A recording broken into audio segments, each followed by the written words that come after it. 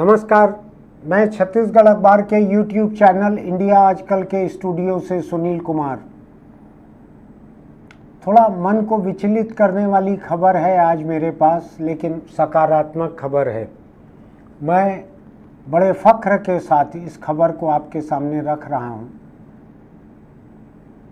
कश्मीर के पहलगाम में जहां अभी आतंकियों ने हमला करके 26 लोगों को मार डाला, उनमें सबसे अधिक चर्चित एक तस्वीर थी।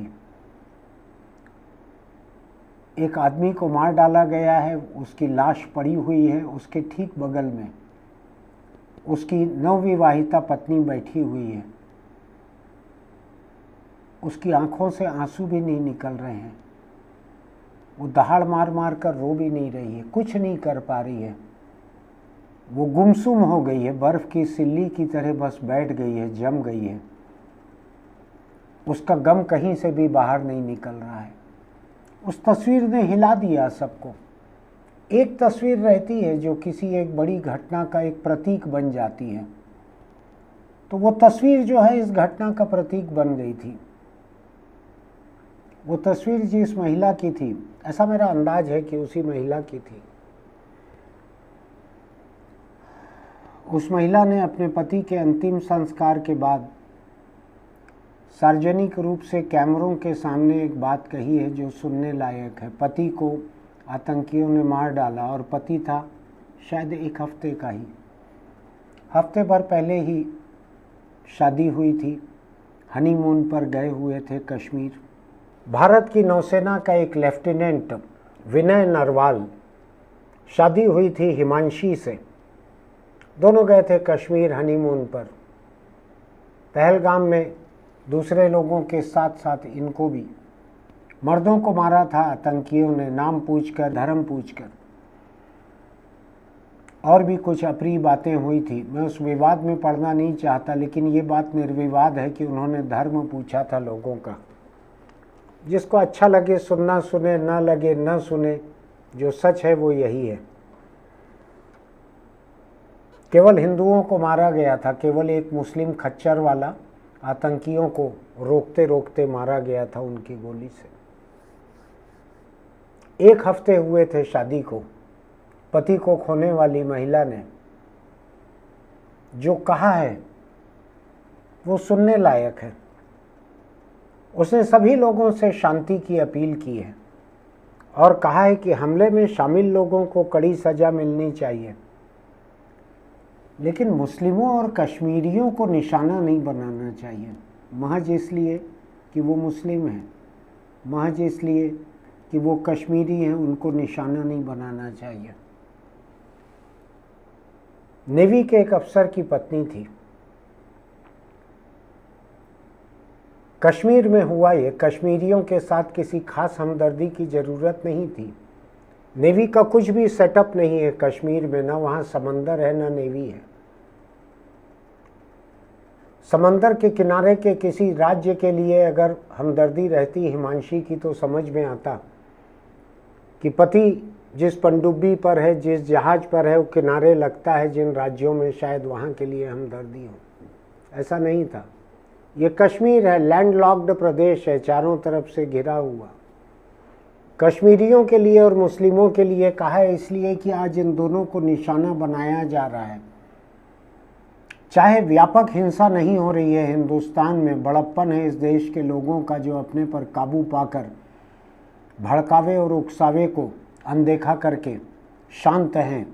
मोटे तौर पर इक्का दुक्का जो घटनाएं कहीं हुई है, कुछ कश्मीरी छात्रों को पीट कर निकालने की या कुछ कश्मीरियों को शहर छोड़ने की, बहुत कम है वो। 140 करोड़ की आबादी में बहुत कम घटनाएं हैं। मोटे तौर पर हिंदुस्तान ने एक बड़प्पन दिखाया है। किसी मुस्लिम और कश्मीरी के खिलाफ सड़कों पर हिंसा नहीं हुई है, ये बड़प्पन है।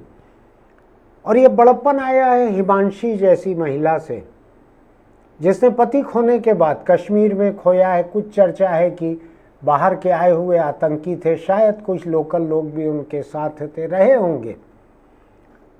लेकिन जो बड़प्पन दिखाया है इस महिला ने, कहा है कि मुस्लिमों और कश्मीरियों को निशाना नहीं बनाना चाहिए।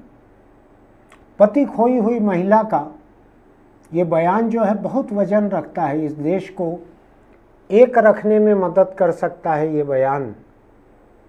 एक खालिस हिंदू महिला है ये। उसने कहा कि मैं पति की ओर से दिखाए गए देशभक्ति के रास्ते पर आगे बढ़ूंगी, मुझे देश की सेवा करनी है। उन्होंने कहा कि शादी के 6 दिन के बाद ही पति खो बैठी मैं। हम इंसाफ चाहते हैं लेकिन शांति रखने की ज़रूरत है। परिवार की तरफ से एक रक्तदान शिविर लगाया गया था, उसमें ये बातें कही हिमांशी ने। मैं सोचता हूँ कि हफ्ता 10 दिन ही हुआ है पति को खोए हुए, उसके पहले 1 हफ्ते पहले शादी हुई थी, अभी शायद 2-3 हफ्ते ही हुए हैं। और एक महिला का इतना बड़ा दिल है, दिल महिलाओं का ज़्यादा बड़ा होता है। मैं आपको एक दूसरी घटना बताता हूँ, 1999 की, आज से 25 साल पहले की घटना है ये। ओडिशा, उस समय उड़ीसा कहा जाता था, उड़ीसा में कुष्ठ रोगियों के बीच 30 साल काम करने वाले एक ईसाई मिशनरी, धर्म प्रचारक, धर्म का प्रचार भी करते होंगे, कुष्ठ रोगियों के बीच काम करते 30 साल हो गए थे उड़ीसा में। ग्राहम स्टेन्स ऑस्ट्रेलिया से आके काम कर रहे थे उड़ीसा के कुष्ठ रोगियों के बीच 30 साल। जिन कुष्ठ रोगियों को 30 सेकंड लोग देखना नहीं चाहते हैं, जल्दी से आगे बढ़ने को कहते हैं, भीख मांगते आ रहे हैं कुष्ठ रोगी, तो कोई देखना नहीं चाहते 30 सेकंड भी। 30 बरस उनके बीच काम किए थे ग्राहम स्टेन्स ने। वहाँ हिंदू संगठनों के कुछ लोगों ने ग्राहम स्टेन्स और उनके 2 बच्चों को जनवरी की एक रात कार में बैठे हुए थे, पेट्रोल छिड़क कर आग लगा दी, जलाकर मार डाला। निकलने की कोशिश करने लगे वो, तो उनको निकलने नहीं दिया भीड़ ने। हिंदुओं की भीड़ थी, ईसाई धर्म प्रचारक थे ग्राहम स्टेन्स। 2 बच्चों सहित जिंदा जलाकर मार डाला था। मैं नहीं जानता कि हिंदू धर्म का कौन सा चैप्टर, धर्म का कौन सा ग्रंथ इस तरह के कत्ल को इजाज़त देता है, मैं नहीं जानता। उस पर सजा हुई थी। दारा सिंह नाम का एक आदमी था, उसको मौत की सज़ा हुई थी, और 13 और लोग थे शायद, उनको उम्र कैद हुई थी। बाद में जाके फांसी की सज़ा जो है ऊपर की अदालत से उम्र कैद में बदल गई थी दारा सिंह की। लेकिन मैं आपको बतलाना चाहता हूँ एक बात, ध्यान से सुनिएगा। ग्राहम स्टेन्स की पति और 2 बच्चे जिसने खोए थे, जिंदा जला दिए गए थे। वो जब आई हिंदुस्तान तो उसने कहा कि मैं अपने मन में कोई गुस्सा नहीं रख रही, मैंने माफ़ कर दिया है हत्यारों को, जिन्होंने हत्या की थी मैंने उनको माफ़ कर दिया। जैसा ये हिमांशी ने कहा है कि कश्मीरियों को और मुसलमानों को मत मारो, उनके खिलाफ नाराज़गी मत दिखाओ। इसने तो ग्राहम स्टेन्स की पत्नी ने तो सीधा सीधा हत्यारों को, जो साबित हो चुके थे अदालत से, उन हत्यारों को माफ़ कर दिया। मैं एक और घटना आपको बताता हूँ। राजीव गांधी प्रधानमंत्री थे इस देश के, श्री पेरुम्बदूर नाम की जगह पे गए हुए थे तमिलनाडु में। वहाँ लिट्टे के कुछ आतंकियों ने, लिट्टे नाराज़ था कि राजीव गांधी ने श्रीलंका में लिट्टे का उतना साथ नहीं दिया या वैसा साथ नहीं दिया जैसा वो चाहते थे। राजीव गांधी के कंधों पर ये देश था, कोई हिंदुस्तानी मूल के जो लोग बसे हुए हैं श्रीलंका में वो अकेले नहीं थे। तो उन्होंने जो उनको लगा कि देश के हित में है वो उन्होंने किया। लिट्टे के आतंकियों ने राजीव गांधी को बम से उड़ा दिया। मैं अखबार में पहले पेज की ड्यूटी कर रहा था उस समय, तस्वीरें देखते नहीं बनती थी। घटना पे हिम्मत नहीं होती थी कि एक इतना हंसमुख इंसान मुझको ज़्यादा मलाल इसलिए है कि मैं 2-3 बार राजीव गांधी से मेरा सामना हुआ था। एक बार भिलाई में मैंने उनका लंबा इंटरव्यू किया था, मैं अकेला उनके साथ बैठा था एयर स्ट्रिप पर। और मैं बताऊं आपको, आज 2 मई है, वो 1 मई का दिन था। भिलाई में वो मजदूर दिवस के कार्यक्रम में आए थे, प्रधानमंत्री नहीं बने थे। आज समझ लीजिए तकरीबन सालगिरह है उनके उस इंटरव्यू की, बहुत पुरानी बात है, शायद 84 के पहले की बात है ये। मैं स्कूटर से यहाँ से गया था,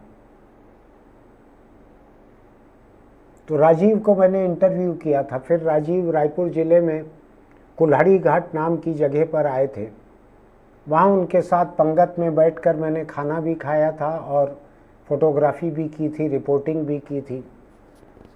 तो मेरी कुछ यादें थी। एक हंसमुख व्यक्ति थे, साफ दिल दिखते थे चेहरे से, कुटिलता नहीं थी, गंदी बात, हिंसक बात नहीं करते थे। उन दिनों शायद चलन भी नहीं था।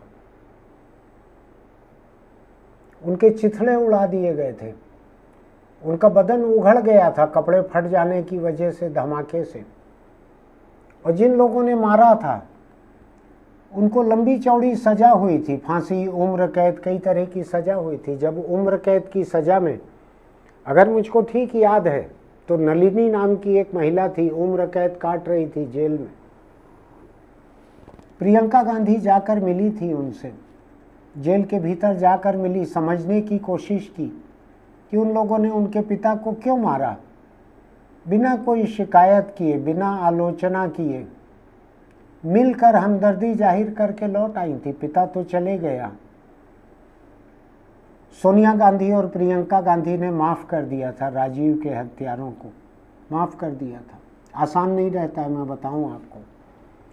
अड़ोस पड़ोस के 2 मकान के लोगों को अगर बीच की एक दीवार को लेकर शिकायत है तो 2-2, 3-3 पीढ़ी तक हिंसा का हिसाब चुकता करते रहते हैं। हिंदी फिल्म देखी है ना आपने,